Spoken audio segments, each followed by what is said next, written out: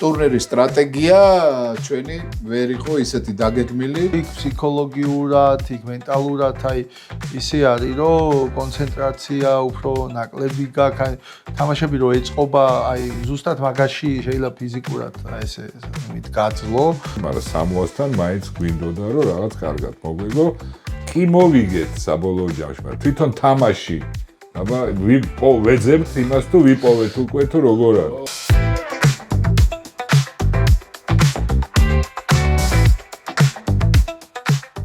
გამარჯობა, ეს წუთია დამთავრდა ახალგაზრდული მსოფლიო თასის მეოთხე ტური და შედეგების განხილვას მოვაწყობთ. ახლა მანამდე გვინდა რამოდენიმე კითხვა იყო წინა ეპიზოდზე დასმული და მაგაზე გიპასუხოთ. მოდი მე დავიწყებ, იმიტომ რომ სწორი შენიშვნა იყო ჩვენი მაყურებლისგან.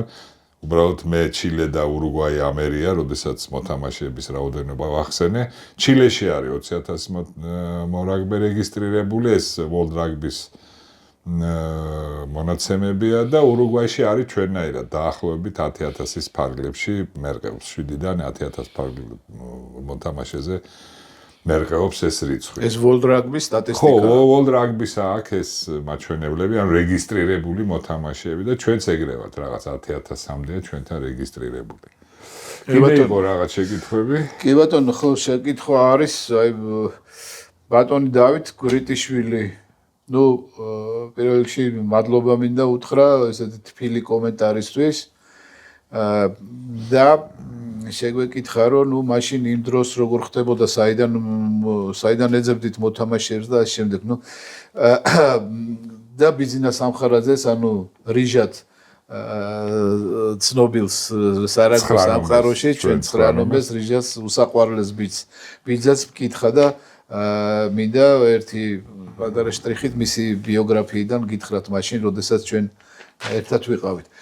რაც შეეხება, ესე იგი, საიდან და მაშინ მიუხედავად იმისა, რომ ცოტა რთული პირობები იყო, დროც იყო ძალიან მძიმე, საქართველოს პირველობა ტარდებოდა როგორც კაცთა, ასევე ჭაბუკებს შორის და ვისაც ყავდა, ბევრს არ ყავდა, მაგრამ ფესტივალსაც, ბავშვების ფესტივალსაც ვატარებდით ჩვენ, თანდათან გაიზარდა რა თქმა უნდა ეს რაოდენობა, მაგრამ მაშინ არა მარტო მოთამაშეების, მოედნების რაოდენობაც, მაშინ დიდი სირთულეები იყო და ეს მოთამაშეები ზუსტად ამ ჭაბუკთა შეჯიბრებებიდან აყვავდა, მაშინ არ იყო 20 წლამდე მართალი ბრძანები, 19 წლამდე იყო და რაც შეეხება რიჟას ბიზნეს სამხარაძეს, მაშინ როდესაც 19 წლამდე მსოფლიო ჩემპიონატი ჩატარდა, ოღონდ ჩატარდა B ჯგუფის ჩილეში 2001 წელს გაიმარჯვეს ბიჭებმა და გადავიდნენ აკლაში, ასე ვთქვათ, მაშინ ჯერ 19 წლამდე იყო. აკლაში გადავედით, ყველა თამაში მოიგეს ბიჭებმა. მაშინ ბიზინა იყო ყველაზე პატარა წევრი იმ გუნდის და ყველაზე პატარა და ყველაზე დიდ პოზიტივს აფრქვევდა სხვათა შორის. რა ძალიან კარგი და ესეთი ბიჭი იყო რა, საურთიერთოდ ძალიან გემრიელი ბიჭი იყო და მაშინ ეს იყო და იმ დროისდან რაც შემიძლია გითხრათ რა და მას შემდეგ ახლა ვიძინა სამხარაძე ჩემ დროს დიახ, როცა მე ესე იგი ავიღე პასუხისმგებლობა ეროვნულ ნაკრებზე, მაშინ იყო რომ ვიძინა სამხარაძემ ითამაშა ეროვნულში 9 ნომერზე ითამაშა. შემდეგ მისი კარიერა გაგრძელდა რუმინეთში და დღეს სამწუხაროდ არ მქონია კონტაქტი დიდი ხანია, მაგრამ რამდენადაც მეც ვიცი, მაქვს ინფორმაცია. თავარი სელი გახდა რაპიდი არის. რაპიდის თავარი ცნელია და იქ დიდხანს თამაშობდა ბიძინა. სხვა შორის მისი გუნდელი იყო ირაკლი ნატრიაშვილი, თუ არ მისლება, ხარების. რუმინეთში ზოგადად ბევრი ქართველი. ხარების ისა ცნელი, დიახ. ეს მოკლედ ეს შემიძლია ვთქვა. ხო, რა ვიცი, ერთ დავამატებ კიდე რა, ეხლა ამ სიტუაციის შედარება დღევანდელის და მაშინდელის წარმოუდგენელია რა, იმიტომ რომ ეხლა მოედნებზე არაფერს ვიძახი, რაოდენობაზეც არაფერს ვიძახი მოთამაშეების, ზუსტად მაგიტომ იყო ის სტრატეგიული გადაწყვეტილება მაშინ მიღებული, ეს საფრანგეთის ვთქვათ, ხაზის გაჭრა და ის ოდნავ ვისაც კი რაღაცა მონაცემი გააჩნდა, რომ ყველაფერი კეთდებოდა, რომ ეს ბიჭები ნებისმიერ ფრანგულ გუნდში დასაქმებულიყვნენ და ნუ მოკლედ სადაც მოვედით, ესე მოვედით. მე კიდე იყო მე მგონი რაღაცა, ხო, შენ თუ არა გაქვს რა. ის ხო, 18 წლამდე ხო, 2019 წელს ვითამაშეთ ბოლოს. მე მაშინდელმა შემდეგ მოსულამა პრეზიდენტმა, ეგრეთ წოდებულმა მოკლედ გააუქმა ესე ახალგაზრდული ნაკრები და ეხლა აღადგინეს მოკლედ და ვითამაშებთ უბრალოდ ტროფიზე ერთი დაბალ დივიზიონში, იმიტომ რომ ელიტაში ვიყავით და რაღაც წლების განმავლობაში რომ აღარ გამოვდიოდით, შემდეგ დავქვეითით და დაბლიდან გვიწევს ისა დაწყება დიტო კიკნაძე არის და ლუკა ხეხელაშვილი. ლუკა ხეხელაშვილთან ნათამაშები აქვს 2019 წელს და გუნდის ერთ-ერთი გამორჩეული ორაგბე იყო, წვრთნელი მოედანზე რო არიან, აი ესეთი ტიპის და წარმატებებს უსურვებ, იმიტომ რომ მნიშვნელოვანია რომ დროულად დავბრუნდეთ. ალბათ გვაქვს შანსი. კი, კარგი, მე მგონი თავარი ფავორიტები ვიქნებით და მოვახერხებთ იმას, დიდი იმედი მაქვს და იქ უკვე ბევრ ახალგაზრდებს ექნებათ რომ რაღაც სხვა ტიპის ის არის რა. ეს ანუ სივრცეებში უკანა ხაზელებს ახალგაზრდულ ასაკში შეეძლებათ რომ იგივე ცოტა ისეთ ჩვენზე უკეთეს სარაგბო ქვეყნებს შევეჯიბროთ. სხვა შორის საფრანგეთი დღეს ეს არის დარჩენილი აქ ამ იმაში. ნუ ესპანეთს კარგი გუნდი ყავს, პორტუგალიას, ნუ სხვადასხვა ცოტა ტიერორის გუნდებსაც 7 კაცაში გამოჩეული გუნდები ყავს რა. და უამრავი ტურნირია რა და ამათაც თუ მოუხერხებენ იგივე მსმენელებს, ანუ ძალიან სასარგებლოა. რომ წელიწადში 2-3 ტურნირი მინიმუმ რომ საერთაშორისო ითამაშონ, მოკლედ მოგვიწევს სამ ზაფხულს ეს ყველაფერი. ჩვენი აზრი მაყურებელმა იცის, მოკლედ 7 კაცის შესახებ, რომ აუცილებლად უნდა რაღაცნაირად ამ მოთამაშეებმა ეს გამოცდილება მიიღონ. მე სიმართლე გითხრა ეს 7 კაცა ეხლა აი ამ პერიოდებში როცა გუნდები გაჩერებულები არიან, რატო არ შეიძლება რომ ჩაგვესვა ვთქვათ რაღაცა კიდე სერია და ეთამაშოთ. არ ვიცი, კაცთა დონეზე, ჭაბუკების დონეზე, რატო არ ხდება? ნუ აი მანდ ჩვეულებრივი გადაწყვეტილებები იყო ხოლმე, რომ სტატუსით სადგას რაგბი 7. მაგალითად ეროვნული ნაკრები წლების განმავლობაში საკმაოდ დაბლა იდგა და შესაბამისი კი და მიდგომაც შესაბამისი იყო და რა თქმა უნდა აი მარტივად რამოდენიმეჯერ მithქვამს ესეც აი 4-ეულში შენ თუ მოხვდები რაგბი ევროპის თუნდაც რა რაგბი ევროპის ტურნირები 2 ადრე 4 იმართებოდა ბოლოს 3 და ეხლა უკვე 2 არის რადგან აი ეს უკვე მსოფლიო სერიის ქვედა ეტაპები დაემატა და რაოდენობა ბევრი არის ისედაც ტურნირების ასევე საერთაშორისო უამრავი ძალიან მაღალი დონის ტურნირია.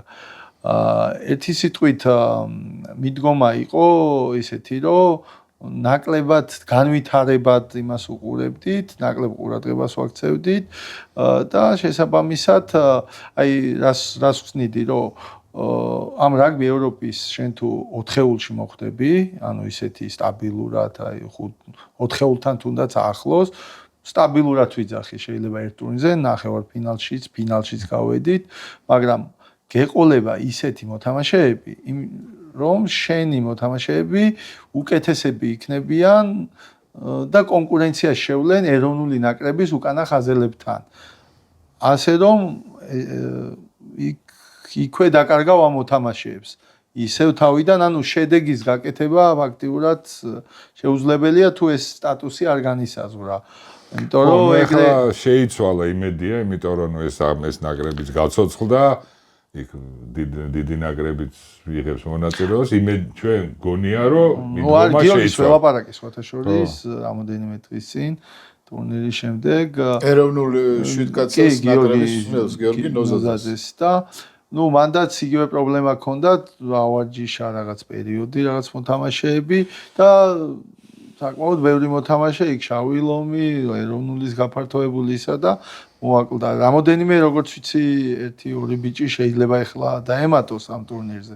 მაგრამ ეს ის პროცესი ის პროცესი არ არის მთავარი. 7 კაცას სჭირდება სტაბილურობა, რაღაცა ჯგუფის ერთობლივად ვარჯიში და ერთობლივად ტურნირებზე მონაწილეობა.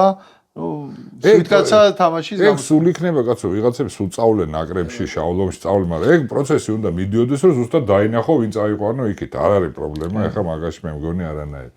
უბრალოდ შედეგს ვერ დავდებთ. ხო, ნუ რაღაც შედეგს დავდებთ და ესეც უკვე კარგი იქნება, მე ესე მგონია.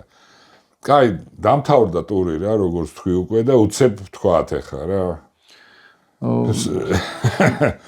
ძალიან რთული გასარჩევია. რა გაგახაროთ ეგეთი ის არის. აი, მე დავიწყებ მოდი რა. აიწყეთ. ო, ნუ სამწუხაროდ დავთმეთ თამაში იტალიასთან. არ ვიცი რა, დღეს ის ეხლა ბევრს ნუ გავარჩევთ, ეხლა სტატისტიკური მონაცემებს აფერი არ ალბათ არ გვინდა, იმიტომ რომ მაყურებელმა უყურა. ნახეთ რომ ერთადერთი მე რა ჩემი შტაბისტილება რაც იყო ამ თამაშის, რომ აი საერთოდ სხვანაირი გუნდი იდგა ჩვენი მხრიდან მოედანზე. არ ვიცი, აი რაღაცნაირად ემოციიდან დაცლილები, არ ვიცი, თამაში ვერ ჩაერთენ. სადღაც 20 წუთში დამთავრდა ფაქტიურად თამაში. მართალია მეორე ტაიმში თითქოს რაღაცა გამოვცოცხლდით. საჯმაც ფაქტიურად ყველაფერი გააკეთა, ანუ ჯერ ერთი ლიდერი გაუგდო იტალიელებს 5 ნომერი. მერე ცოტა ხანში 8 ნომერიც გაუგდო. მერე 8 ნომერიც გაუგდო, მაგრამ ნუ სამწუხაროდ ეს საკმარისი არ აღმოჩნდა, ნუ დამთავრდა როგორც დამთავრდა. კიდე 1-2 კაცის რომ მიახურებია, კარგი იქნება. ნუ მოკლედ როგორც დამთავრდა, ეხლა ამას ნამდვილად ეხლა ნუ დავიწყებ ჯერ ამის გარჩევას, იმიტომ რომ კიდე ერთ თამაში წინ აქვს. ფიჯის ეთამაშებიან ჩვენები თუ არ ვცდები. კი დასრულდა ხო, დასრულდა ფიჯი ირლანდია და საკმაოდ ისე დაძაბული თამაში. 24-19 ხო, 24-19 მორჩა და ნუ იმედია ამ თამაშიც მაინც ვიზავდა ის ისტორიული შედეგი, რომელიც უნდა დაგვეწერა და რომელიც დავწერეთ ჩემპიონატის დაწყებამდე. რა ვიცი. ის გადარჩება ზელანდიას რომ მოუგეთ. რა ვიცი. თუ რამეს დაამატებთ, მე მგონი ბევრის დამატება და დანარჩენ თამაშებზეც თქვათ, რა იმიტომ რომ რამოდენიმე თამაში იყო, ნუ ძალიან საინტერესო. ძალიან ბევრი. და გამოჩნდა ზუსტად ის ამბები, რაზეც ვლაპარაკობდით რა. აი თუნდაც ინგლისი, სამხრეთ აფრიკა რა ბოლო თამაში რა. ესე ძალიან კარგად დაიწყო ინგლისის თამაში. და საბოლოო ჯამშიც ისე დამთავრდა, რომ ყველაზე მეტი ქულა გაუკეთეს რა. და ამ დროს ერთმა მომენტმა ფაქტი, რა ვიცი, მე ესე უყურებდი, რომ ინგლისი ძალიან კარგად იყო მომზადებული ამ თამაში და ამ თამაშისთვის. თუმცა მაინც რა მოხდებოდა კაცმა არ იცის, მაგრამ ყოველ შემთხვევაში პირველი 21 წუთი ძალიან ისეთ თამაში იყო რა. თანაბარი ინგლისი უგებდა 10 ქულას, იქ უკვე თამაშის მართვაზე შეიძლება ფიქრი და ნუ ერთ-ერთმა მოთამაშე მე სისულელე არაფრისთვის აი არაფრის მომტანი ჯარიმა მიიღო, გაწითდა და აფრიკა მოახერხა. რატო იუხეშა რატო კაცმა არ იცის? ესეც შეიძლება იყო პროვოცირება, შეიძლება. ხო, მაგრამ ინგლისელისგან ცოტა გამეკვირდა, იმიტომ რომ ისეთ მობილიზებულები გამოვიდნენ და წინა თამაშიც გამოჩნდა არგენტინასთან, იქ დაცვა როგორი ითამაშეს, ხო? ბოლო წუთებზე, ნუ აი ყველაფერი რომ მაშინ წყდებოდა და რამდენი ლელო დაუდეს ლევა მე ამ 20 წუთში გაგდებული 5 ლელო, ანუ 7-17 და უცებ გახდა, ნუ აზრი აღარ 40-20 ხო რა და ანუ საოცარი მე ერთადერთი რაც ახლა აი ძალიან დეტალებში რო არ შევიდეთ ჩვენ რაც ვისაუბრეთ ერთ რაღაცაზე შევთანხმდით ჩვენ აი ჩვენ სამა რაც ვისაუბრეთ სანამ ესე თქვენთან ეთერში გამოვიდოდით ვთანხმდებით ერთ რამეზე რომ აი არსებობს თქვათ ტაქტიკა თამაშზე კონკრეტულ თამაშზე რაღაც და არსებობს კიდე სტრატეგია ტურნირის აი ხა ჩანს ერთი რამე რა რომ გუნდები მაგალითად ზელანდიელები თამაშიდან თამაშამდე ინგლისელები თამაშიდან თამაში უმატებენ ესე აქვთ სტრატეგია დაგეგმილი სამწუხაროდ ჩვენი სტრატეგია იქითკენ რომ მოუმატოთ და უკეთესები გავხდეთ ჩვენ ვერ დავინახეთ ეგ. აი ეს არის ძალიან სამწუხარო. დღეს ჩემთვისაც გია მოედანზე რაღაცა სხვა გუნდი იდგა, აბსოლუტურად დაცლილი, რაღაც უმოტივაციო გუნდი დადგა და პრაქტიკულად პირველ ტაიმში დამთავრდა თამაში რა. მეორე ტაიმში იმათ ქულა არ გაუკეთებიათ დღეს. რაც გააკეთეს პირველ 20 წუთში თუ რაღაცა დაამთავრეს რა იმით თამაში და არ ვიცი ახლა ეს რით აიხსნება ჩვენ შიგნით ძალიან სიღრმეებში ახლა ვერ შევალთ, იმიტომ რომ რატომ იყო ეს იყო ფიზიკური კონდიციების პრობლემა თუ ეს იყო ახაცა სხვა პრობლემა, უნდა იყო მაშინ გუნდთან ახლოს, შიგნით უნდა იყო ამ პროცესებში, რომ ეგ დაინახო და მიხვდე. აქედან ესე ვერ ვიტყვით. ერთადერთი რაც შემიძლია აი კიდე ერთხელ განძი გავუსვა, რომ ტურნირის სტრატეგია ჩვენი ვერ იყო ისეთი დაგეგმილი. ანუ რა იგულისხმება ამაში? იგულისხმება აი ეს მოთამაშეების რაოდენობის რამდენად ოპტიმალურად და რამდენად სწორად ყველა იყო ჩართული ამ იმაში თამაშებში, განაწილება დროის რამდენად იყო სწორად. აი ვთქვათ, გარდა მაგისა, სხვა მომენტებიც არის და ძირითადად ეს არის რა თქმა უნდა. ლევან შენ ხო არ დაამატებდი? ესე შევაფასე. ზელანდიამ. საქართველოს ნაკრებზე ძალიან თუდად ვითამაშეთ, ესე რომ ვთქვათ, პირველ 20 წუთში ფაქტიურად დამთავრდა ყველაფერი, ესე ჯერ ეს თამაში რო შევაფასოთ, განსაკუთრებით აი პირველი ფაზებიდან გაგვიჭირდა, ძალიან დიდ უპირატესობას ფლობდნენ, კონტაქტის არეში, ბოჭვები, თითქოს აი რაშიც კარგები ვიყავით ის წინა. ხო რა და აუგლეკეს საერთოდ თავიდან და აბსოლუტურად იტალიას ეხა რაც მახსოვს და ვეთამაშებით ყოველ შემთხვევაში მე რაც მახსოვს აი ესეთი დომინაცია არასდროს არ ქონია არც ერთ ნაკრებთან. მართლა კარგი გუნდი იყო, ისიც ვთქვათ, მაღალ დონეზე შერკინება, სხვა შორის სტატიკაშიც რამდენიმე 6 თუ 7 ჯარიმა. კი, მოლშიც პრობლემები შეგვიქმნეს. ჩვენც რაღაც თითქოს შეგვეძლო, რომ მომენტუმი იქ რაღაცა გადაგვეტეხა, რომ იქ პირველი ლელო როცა დავდო. ხო, მაგრამ ისე გავაგზელეთ დაცვაში თამაში და მთლიანი თამაშსაც ესე რომ გავუყვეთ, ხო? სერიოზული პრობლემები გქონდა. ეხლა მეორე ტაიმი, იტალიამაც კარგად ითამაშა, უბრალოდ ვეღარ დაგვიდეს ლელოები, იმიტომ რომ ჩვენ რაღაცა მომენტებში თითქოს უფრო მეტი ძალისხმევა გქონდა. ბოლო 20 წუთი ნაკლები იყო. კი, მაგრამ დიანობაში რო შევაფასოთ ესე, აბსოლუტურად ყველა კომპონენტში გვაჯობეს.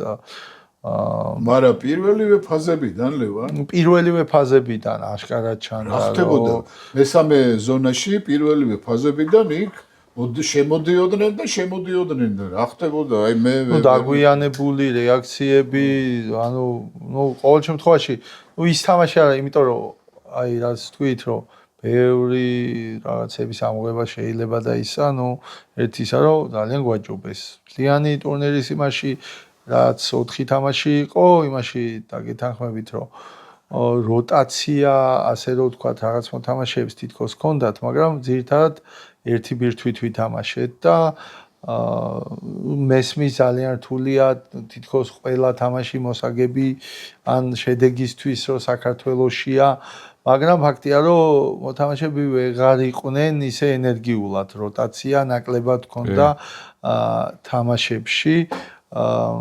მაგალითად უელსიზე იყო გათვლა რომ მოგვეგო, მე წავაგეთ აფრიკას ბოლომდე ვიბრძოლეთ, მაგრამ ალბათ კარგი იქნებოდა რომ სადმე მომხდარიყო ისა გადახალისება რა, იმიტომ ყოველ მე-5 დღეს უწევს გუნდებს თამაში და საკმაოდ რთულია რა, შეიძლება რაღაცა გუნდებმა მოახერხონ ამ რეჟიმში თამაში. თან ჩვენ ეს ყოველი მე-5 დღე ცოტა ადრე დავიწყეთ. ზელანდიასთან თამაშით დავიწყეთ აი ეს ციკლი რა და მანდ ეხა სამართავია რა თქმა უნდა და აი მოდი ძალიან შევალთ კი, შეიძლება ვთქვათ რომ ფიზიკურად რო აღნიშნეთ კარგად არის გუნდი რო აშკარად, მაგრამ არ ნიშნავს რომ იქ ფსიქოლოგიურად, იქ მენტალურად აი ისე არის, რომ კონცენტრაცია უფრო ნაკლები გაქვს, თამაშები რო ეწყობა, აი ზუსტად მაგაში შეიძლება ფიზიკურად ესე იმით გაძლო, მაგრამ ლიანად მენტალურად ვერ მოახდინო აღდგენა. ყოველ შემთხვევაში ლიანობაში ხარ რო ვთქვათ, არ იყო ის, რასაც ველოდით, ხარად. მოკლედ, და ბოლო თამაში გვექნება ფიჯისთან, მე-11 ადგილისთვის. რაც შეეხება სხვა თამაშებს, სხვა თამაშები. ესე იგი, საფრანგეთი, ზელანდია, ბოლომდე იჭიდავა ზელანდიამ. თქვით, რომ არ იყო ის გუნდი, რომ რაც გვახსოვს ზელანდიასთან. და ისიც თქვით, რითი მოუგებდნენ ფრანგებს და ეგრეც მოხდა. და ზუსტად ეგრე მოუგო სტატიკა. ჯარიმა აჯარიმებდა, აუტი მოლი, რამოდენიმეჯერ მოახერხეს და კარგად დაიცვეს და ესე არ მისცეს ფრანგებს გაქცევის საშუალება და რაღაც ერთი მომენტი მე მგონი გადამწყვეტი იყო, სადაც ლელო არ ჩაუთვალეს. რომ იქ 7 ქულით გადიოდა და აქედან უკვე ფრანგებმა აღარ გაუშვეს. მაქსიმალურად მართეს მოკლედ ზელანდიელებმა თამაში, ზელანდია რასაც ამ ჩემპიონატში კარგად ახერხებდა, იყო თამაშზე კონტროლი და თავისი სისუსტეების დამალვა. აქვე მინდა გითხრათ, აი აქვე გავიხსენო გუშინდელი ავსტრალია-უელსის თამაშის ეპიზოდი, როცა ბოლო უკვე თითქმის გაწეთლებულ დროზე იდება ლელო. ნუ ჩემი ნება რო იყოს იმ არბიტრს, იმ საერთს, რომელიც იმ თამაშზე იყო, საერთოდ აუგზავნავდი მსაჯულებას რა.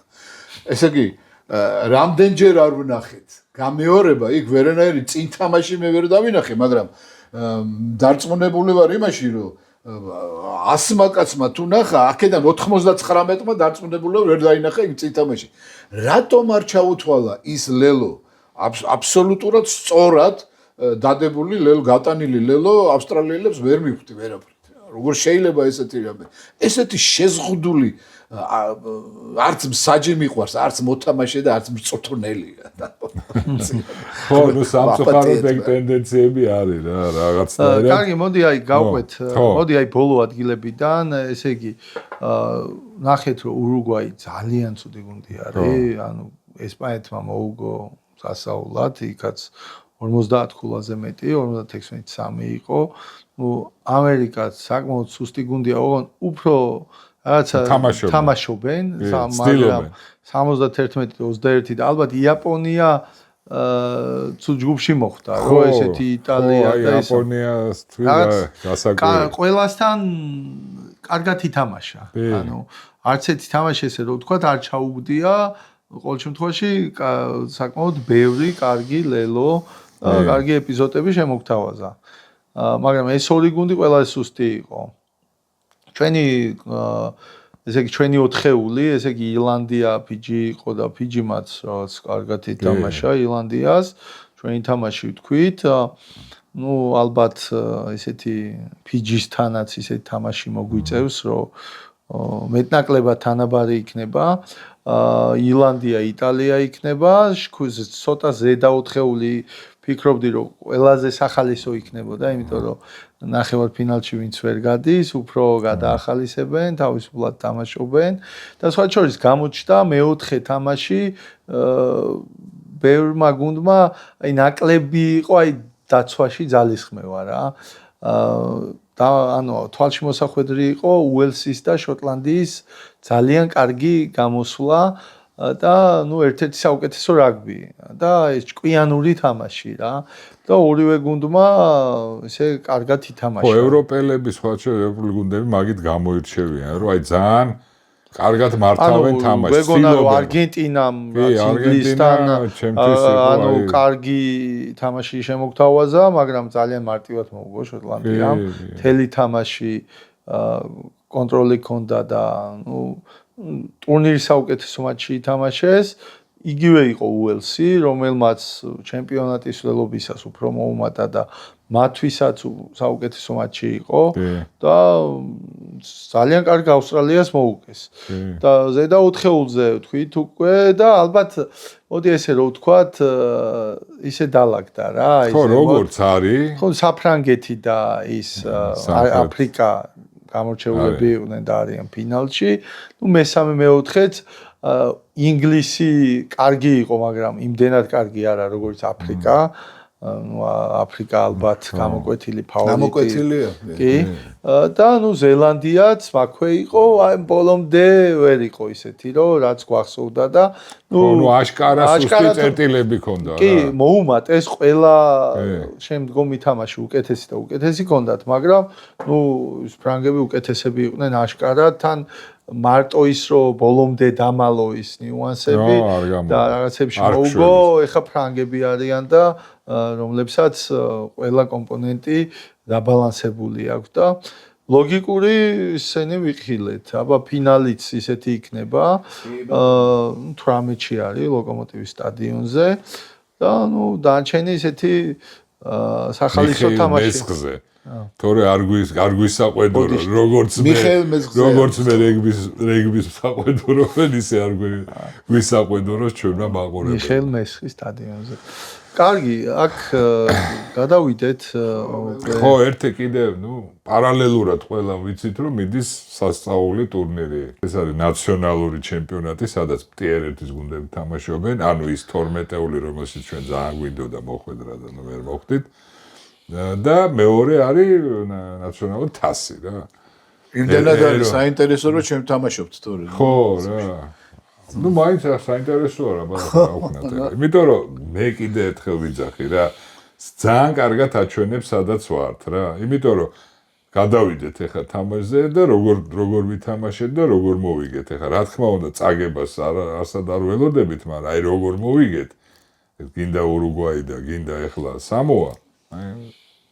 თქვათ 1-2 სიტყვა როგორი სტატისტიკა ქონდა და აუცილებლად ბოლოს იმ თავარ თამაშებსაც შევეხოთ, იმიტომ რომ იქაც იყო ძალიან სამოა საქართველოს დავიწყოთ, ესე იგი გადახალის და შემადგენლობა, წინაზე თქვით რომ ეს ნინიაშვილი 13-ზე, კვესელაძე 12-ზე, ისე იყო ახალი ესეთი დუეტივით ცენტრის პოზიციაზე ცადესნელებმა და ეხლა ისევ ნინიაშვილი თავის პოზიციაზე და აბრუნდა და მაშინაც რაღაც ისე იყო რომ სივრცეებში ნინიაშვილი ძალიან კარგია, ლაროშელშიც კარგი იყო რომ პოზიცია შეუცვალეს, მაგრამ ერთი რამე გამოჩნდა რომ საქართველოს ნაკრებისთვის 15 ნომერი არა გვაქვს ის ფუფუნება რომ მოკლედ ნინიაშვილის გარდა სხვა ყავდეს, იმიტომ რომ იმდენად სტრატეგიული მნიშვნელობის არის სოფლიოს დონის ვარსკვლავი არის და ეს ამ თამაში კარგად გამოჩნდა. თან აი განსაკუთრებით ბოლო თამაშების რაც ქონდა, ანუ მისი საუკეთესო თამაში იყო ტაქტიკური. ფეხით თამაში ძალიან საიმედო იყო და ძალიან მნიშვნელოვანი იყო, რადგან აი ეპიზოდ სხვადასხვა სათამაშო კომპონენტებს რო გავყვებით სტატისტიკას, რითი მოვიგეთ საბოლოოდ რომ აი ესე ავხსნათ. თან აი ბურთის ფლობა მაგალითად 386 176 მეტრი გავლილი 62-38% სულ სამოას ასარგებლოდ პასების რაოდენობას 200-ზე მეტი ქონდა სამოას ჩვენ 89 ერთადერთი აქ ბურთის კარგვაში კარგად ვიყავით რომ უფრო დისციპლინით გამოვრჩეოდით ესე იგი 21-ჯერ სამოამ დაკარგა და ჩვენ 12-ჯერ თითქმის ნახევარი ჯარიმებიც უფრო ნაკლებჯერ დავჯარიმდით და ფეხით ვითამაშეთ კარგად. ანუ აი ეს სამი კომპონენტი იყო, რამაც გამოიწვია თამაშის მოგება და კონტაქტში დომინანტური ბოჭვებიც ነበოდა. მოდი აი ეგეც აი დაცვაში კარგად ვითამაშეთ, 26 დომინანტური ბოჭვა ქონდა და 2 სამოას, აი სამოასთვის ალბათ ყველაზე სუსტი წერტილი იყო. მაგან მოიგო. ეს კონტაქტის ზონა მოიგო ეგ თამაში. Turnover-ის ბევრი ქონდა, 7 ბურთი წავართვით. მოკლედ ინდივიდუალურად ეხა ივანიშვილს ძალიან კარგი თამაში ქონდა, აგრესიული იყო. თან ფიზიკურად ეხა დიდი და წამღები ბიჭები ყავს სამოას და აბუნაშვილმაც ვიღაცამ ბევრი ვიმუშავეთ, ზოგადად მესამე ხაზი კარგი იყო ამ იმაში. მაგრამ უპირატესობა ესე ბურთით თამაში ქონდათ სამოას და წინაც მიდიოდნენ უბრალოდ თამაშზე კონტროლი ქონდა მთელი თამაშის განმავლობაში რაც სამოას არ ქონდა. ფეხით თამაში ვიყავით ძალიან კარგები და რაღაცა მომენტები ზუსტად დავიჭირეთ, რა დროს კონტრი წაგვეღო, იქ რაღაც სივცეებში შეგვეტია და 5 ჯერ შევედით 22-ში და 4 ჯერ ლელო გავიტანეთ. მოკლედ ძალიან კარგი იყო. 4 ჯერ შედეგიანად უბრალოდ და ეს მაჩვენებელი მაგალითად 11 ჯერ შევიდა და სხვა მაჩვენებელი 2 ჯერ დაგვიდეს ლელო. ანუ უპირატესობა ესე რო ვთქვათ, რომ მობურთალი გუნდი იყო სამოა და ზოგადად სამოა ფიჯის რო ეთამაშები ტონგა ცოტა ნაკლებად შემტევია ამათგან. მაგრამ ამათ უყვართ ფუთით თამაში და თუ ძალიან კარგად დაცვაში არ ითამაშე, მაღალი დონის გუნდებსაც უჭირთ რა.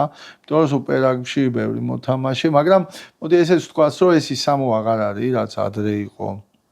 კარგი გუნდი, ეთყობოდა რომ მანდამაის თამაშის მენეჯმენტი არ ქონდათ კარგად გამართული და აი ამას თამაშის მენეჯმენტში იყო ყველაზე დიდი სხვაობა და ის ყველანაირი ციფრები გაუბათილეთ ნინიაშვილის გარდა ესე ინდივიდუალურად მანდამაიც რომ ესე გამოვარჩიოთ მატკავასაც ნორმალური მატჩი ქონდა თითქმის 100%-იანი შედეგი. კი, ანუ თან თითქმის თუ არა 100%-იანი. ნიშნულოვანი საწყისი ის ჯარიმები რაც იყო სადაც გაქცემა მოახერხეთ რაც მაგალითად სამომ არ დაარტყა რამოდენიმე ჯარიმა და ჩვენ ამასობაში საკმაოდ დიდი სხვაობით გავედით წინ სადაც მე უკვე მათმა დადებულმა ლელომ კატასტროფა არ შექმნა რა ესე ვთქვათ იმას ვქენით რა და ანუ პირველი ტაიმი მაინც ცოტა ისე ვიყავით ნეხში და აი მეორე ტაიმზე ვახსენოთ რომ აშკარად რაღაცები შევცვალეთ, გამოჩნდა. ბურთის წაღება რამდენი ქონდა ხო? აი ეგ თავიდან ანუ 176 მეტრი ბურთი 391 თითქმის ორჯერ მეტი ქონდა ანუ 380 თითქმის 400-მდე იყო ჩვენი. არა, მეტოქის. მეტოქი. ანუ მაგას ვიძახი რომ ქლიანობაში სამოა საკმაოდ დიდი უპირატესობა ჰქონდა, უფრო მეტი ბურთი ჰქონდა, უფრო წინ მიდიოდნენ, მაგრამ რაც მინუსი ჰქონდა, ანუ დისციპლინაში, ჩვენ პირიქით მაგაში თამაშზე კონტროლი ბოლომდე შევინარჩუნეთ და ფეხით თამაში სუფთად მოვიგეთ და ეს ანუ 10 და 15-ის კარგი პოზიციური და ფეხით თამაში იყო. როცა აი ზედმეტად წამოღებები არ იყო ბოლომდე კონტროლი შეინარჩუნეს და ჩემი აზრით თავარი ნიუანსი, ნუ ნინიაშვილი მადგილას უნდა იყოს კიდევ ერთხელ ეს გამოჩნდა მეორე ტაიმი რო სხვანაირი იყო, მაგაზე თანხდები, ხო და ნუ ეხლა თანხდებით, რომ პრინციპში პირველიც მოვიგეთ ჩვენ, მაგრამ არა, ნუ ეხლა თამაში, თვითონ თამაშს გულისხმობ მე და ნუ მოდი ეხლა ესე ვთქვათ, რომ სავარაუდოდ როგორც იტყვიან ხოლმე მეორე ტაიმში ახლა მწვრთნელის ხელი გუნდს ეტყობა ხოლმე რა და მოდი ჩავთვალოთ რომ მწვრთნელმა კარგად დაინახა მოწინააღმდეგეს რასად შეიძლება კარგად შეუტიო და ნუ ეს დავალება შეასრულეს. ნუ მეორე ტაიმი იყო ძალიან მარტივად.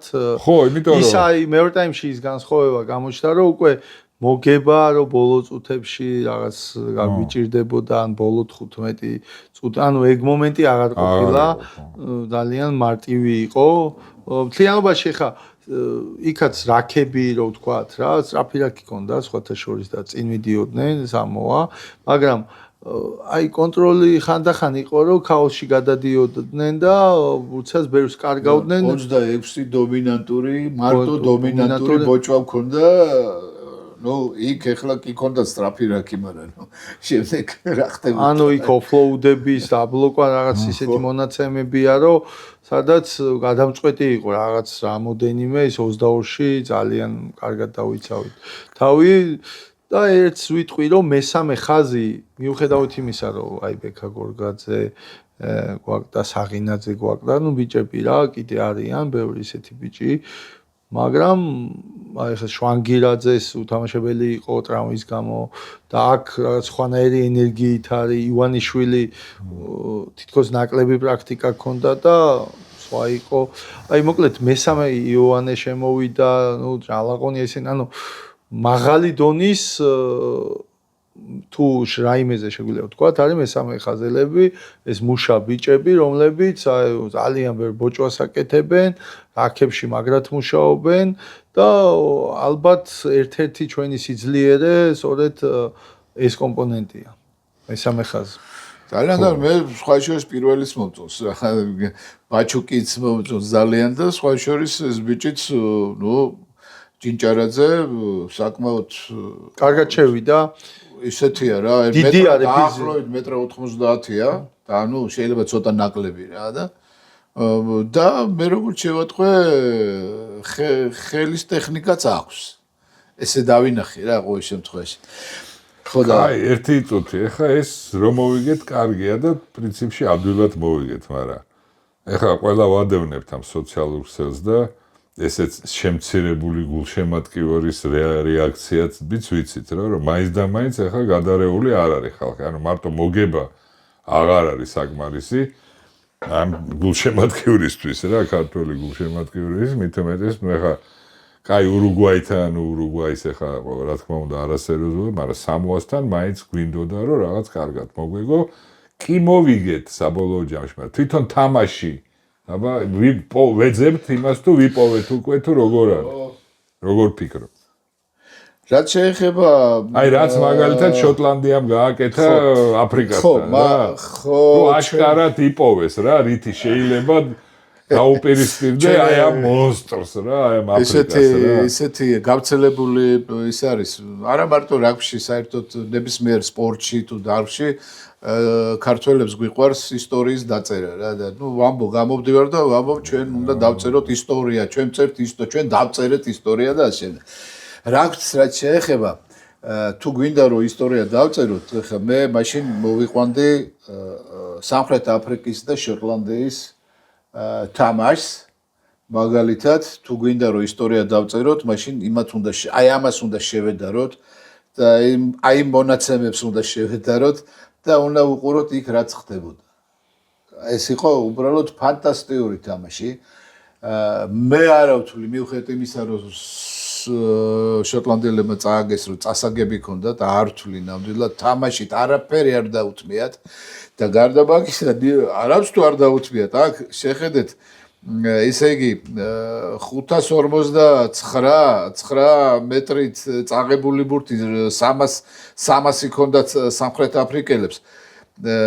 ხაზის გაჭრა 15-5-ზე შოტლანდიელებმა ადჯერ უფრო მეტი ხაზი გაუჭრეს და პასების რაოდენობა 234 შოტლანდიელებს და აფრიკელებს 85 პასი.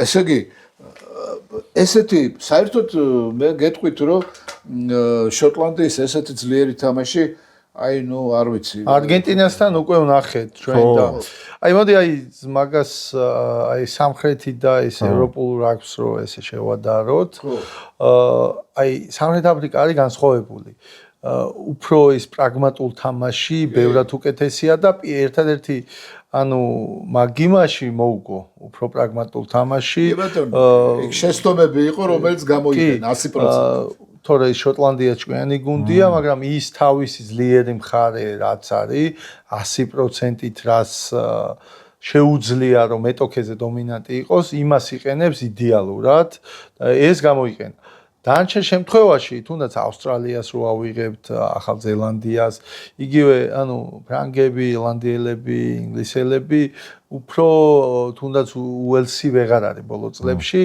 აი ეს ტაქტიკურ თამაში, თამაშის მართვაში, კონტროლში უკეთესები არიან ხშირად აი ავსტრალიას მაგალითად ავსტრალია არის ისეთი შესაძლებელი გუნდი ხოლმე რომ ну რო უყურო სტატისტიკას, თუ თამაშობენ, ბევრი ბურთი აქვს, ძალიან მაგარი მომენტები, რაცა მაგრამ ერთად დაგებენ ხოლმე ამ კარგ გუნდებთან, განსაკუთრებით ბოლო წლებში, მაგრამ ციფრებში სულ ისე კარგად არიან. ну აი ესეც მნიშვნელოვანია და აი ჩვენ თამაშზე რო გამოვყავით, რომ თამაშის კონტროლი ერთ-ერთი მნიშვნელოვანია, გასაგებია რომ თამაშის ხარისხი უკეთესი გვინდა, მაგრამ უკეთესი თამაშის ხარისხი ჭირდება ცოტა განსხვავებული ტიპის უკანა ხაზელები. გამორიცხულია, რომ უკანა ხაზელები თუ არა ყავს ისეთი, რომლებსაც ხელით მანამაინც ხელით უბურთოთ, ეხლა ჩვენ მაგაზე ბევრი ვილაპარაკეთ. აი, ხა თუნდაც წინა თამაშზე თქვით, მაგალითად არგენტინასთან შოტლანდიის ეს უბურთოდ გადაადგილება და უკანა ხაზის უბურთოდ გადაადგილება, ეს ერთი მომენტია საერთოდ ეს ღერძიდან გადაწყობა, გაშლა, ეს ინტერვალების გამოყენება კარგად, კლასიკასავით არის.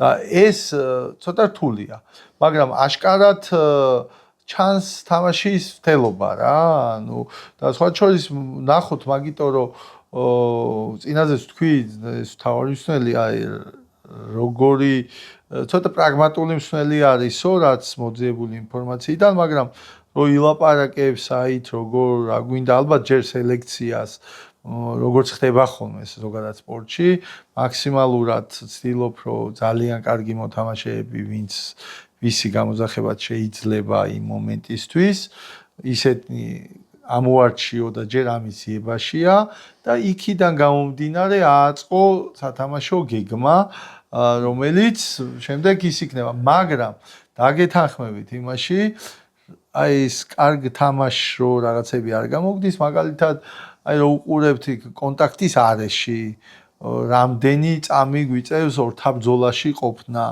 რამდენი წამი გვიწევს მაგალითად იქ ჩაწოლა, მე რაღაცა აი მანდ უკვე უნარჩვევები, გადაწყვეტილებების მიღებები ხშირ შემთხვევაში, რა თქმა უნდა, ამებში ჩამორჩებით იმ კარგ გუნდებს და სიჩქარები ხა ავსტრალია, საფრანგეთს რასაც უყურეთ, საერთოდ სასაული თამაში იყო.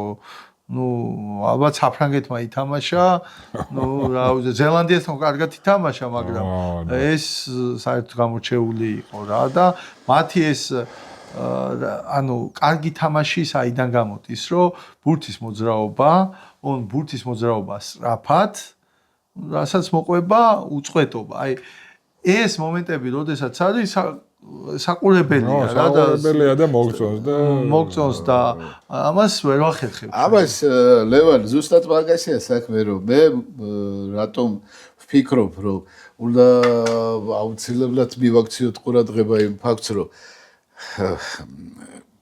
ნინიაშვილი შეიძლება სხვა ადგილას დააყენო, სხვა მოთამაშე კიდე გადაადგილო და თამაში ჩვენი ჯამში არ იცვლება, ლევან. შეიძლება მან კიდე მიიღოს რაღაც ახალი მოთამაშეები ნახოს, ჩვენი თამაში ესე არ შეიცვლება. ამიტომ მე ვფიქრობ, რომ აქ უფრო ფუნდამენტური ცვლილებებია საჭირო. უნდა დავიწყოთ ჩვენ უფრო საუბარი, ჩვენ მაგალითად ვქონდა ეხა რაც კი შეგვეძლო 1-2 ჯერ ჩვენ პოდკასტში ვთქვით, რომ სწრაფი თამაში რო გვინდა რომ შევედაროთ და ისტორიები დავწეროთ, სწრაფი თამაში უნდა ვისწავლოთ. ეს სწრაფი თამაში კი ვთქვით ჩვენ რომ რატომ არ გვინდა რომ თქვა ჭაბუკებში მივიღოთ 3 წამის წესი, თუნდაც შეიძლება რაღაცა არგუმენტები სხვა წესია. შეიძლება რაღაცა, არა, იქნება უკეთესი აქვს რაღაცა თქვა, მაგრამ ან იქნება რამე კონტრარგუმენტები აქვს და დაწერონ ან მობძადნენ და გვითხრან, მე მაგალითად ვიტყვი რის პროვოცირებას აკეთებს 3 წამის წესი. ჩემი აზრით რა უბურთოთ სწორი, რაზედაც შენ ახლა ილაპარაკე, ხო? და გააზრებული მოძრაობა, გადაადგილება უბურთოთ. ანუ შენ პროვოცირებას გიკეთებს. სწრაფ გადაწყვეტილებების მიღებას, ხო, აკეთებს ამის პროვოცირებას, ხო? რაც უფრო სწრაფი რაკია, ხო? აკეთებს. შემტევი მენტალობის მქონე მოთამაშის აღზრდაში გეხმარება. დაცვაში, ეგ ხო არ არის მარტო შემტევი გუნდის ვარჯიში, ეს ასევე წვრთნის დაცვასაც, ხო? დისციპლინირებული თამაშის დაცვა, გუნდურობის როლის გაზრდა, ხელის ტექნიკის გაუმჯობესება, ფიზ მომზადების პროგრამის გადააზრება წვრთნელებისთვის, ბატონო ჩემო და მე თვითონ წვრთნელებიც ხო იღებენ უკვე ახალ გამოცდილებას და უკვე ნელ-ნელა იღებენ, მიდიან სხვა გზით მიდიან, უახლოვდებიან უფრო თანამედროვე და ბოლოს თამაშს მიიღებ, ცოტა არაპროგნოზირებად თამაშს მიიღებ. აი ეს ამდენი რაღაცა მე შემიძლია ვთქვა პლუსის 3 წამის წესის სასარგებლოდ. მითხრან რა, თქვა შენც მწვრთნელი ხარ, ბევრი ყავს ხო მწვრთნელები კაცო, მაგრამ მითხრან რა არის ამის კონტრ ისა არგუმენტები, არ ვიცი, არ მესმის, მე სიმართლე გითხრა, ჯერჯერობით 3 წამისა, 5 წამი რაც არის, მაგალითად ისიც ხა ჭაბუკთა ლიგებში, სხვადასხვა პრობლემაა, საჯების, იმის, ამის, ხა კი, საჯები ჩვენები მაღალ დონეზე არიან, ოღონ ყველას არ ეხება, არის რაღაც გარკვეული რაოდენობა და არჩენი საჯები. უნდა ჩაერთონ ამ საკითხში საჯები. კი, და ოღონ სერიოზული პრობლემაა იგივე ჭაბუკთა ლიგებში, ამ ხრივ ცოტა ისეთი ზარმაცული მიდგომებიც არის და უამრავია მის მაგალითი. მოდი აი პოზიტიურად დავასრულოთ, რომ ძალიან სასიამოვნოა, რომ რაგბი ვითარდება სანახაობისკენ, რომ შეტევა უგებს დაცვას და არის უქულიანი მატჩები და მთლიანობაში სტილიც ისე იცვლება, აი სასიამოვნო საყურებელია. წესების შეცვლამ ეს განაპირობაა. ყველაფერია გაკეთებული მაგისტრის წესების ცვლილებასთან ერთად. ხო და უნდა წავიდეთ ჩვენ სამგზით, ოღონდ შიდა რეგულაციებით რა. ამაშუკელი ყავს მარტო მანდ ელიტაში. ხო და ეგ არაფერი კიდე ვიღაცები დაგვემატებიან. კაი, დღეს დავამთავროთ. კიდე ერთი ტური მოდის რამოდენიმე დღეში და უკვე ჩვენი ნაკრებით, დიდი ნაკრებით დაამთავრებს ესე ვთქვათ ამ ზაფხულის იმას და მე ვნახოთ. დაველაპარაკებით, იმედია რაგბის კავშირიც ამას მოიშორებს ესე ვთქვათ აი ამ დიდ ღონისძიებას და მოიცლის შიდა რაგბისთვისაც და ჩვენს აუცილებლად შევეცდებით რომ ჩემპიონატიც მალე დაგვეწყება. ხო, დაუძახოთ და ველაპარაკოთ. მადლობთ ყურადღებისთვის, გამოგვიწერეთ, გვიყურეთ. აგერ არის ანგარიში კიდე ჩვენ მცირე დონაციისთვის. მომავალ შეხვედრამდე.